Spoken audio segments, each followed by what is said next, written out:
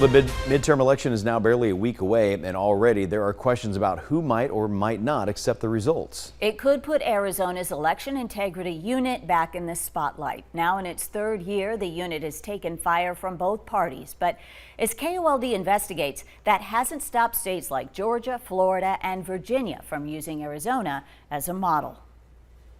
Say the words election integrity, and for many Arizonans, this scene comes to mind.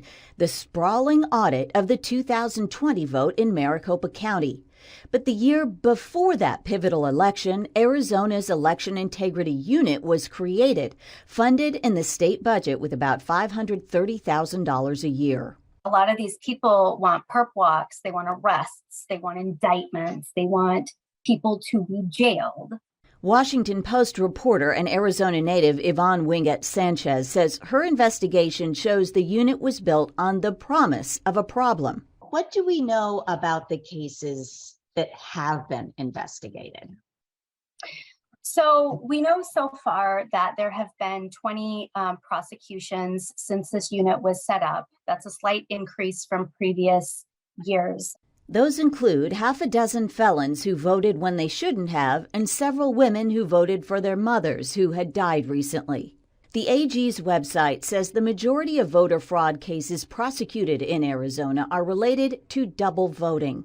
We look through the list of all the voting or election prosecutions since 2010. In a state of 4 million plus voters, there are 36. Like Victor Manuel Aguirre of Sahuarita, who registered during a voting rights drive at the Pima County Jail and said he was told if he wasn't eligible because of his record, his registration would be discarded.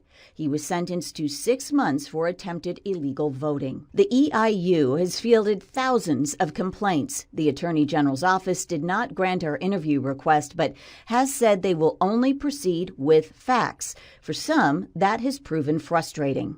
But if you don't have the evidence to respond in that way, you're sort of going to be stuck in a vice. You're going to be sort of in the situation that Attorney General Mark Brnovich has found himself in. A catch-22 where no one seems satisfied. Some call the unit a waste of resources. Others say it hasn't gone far enough to restore voter trust. Has the Election Integrity Unit been successful in doing that? To some degree, yes, and to some degree, no, because here we are, and there's still a lot of distrust.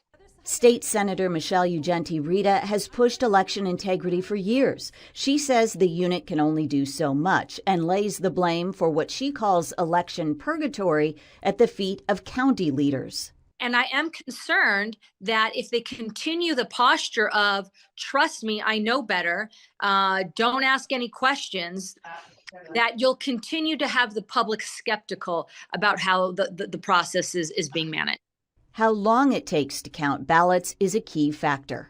That timeline has been exploited and criticized in an era where everyone wants answers, or a lot of people want answers immediately. Sanchez says questions about legitimacy could hamper lawmaking and, worse, threaten democracy.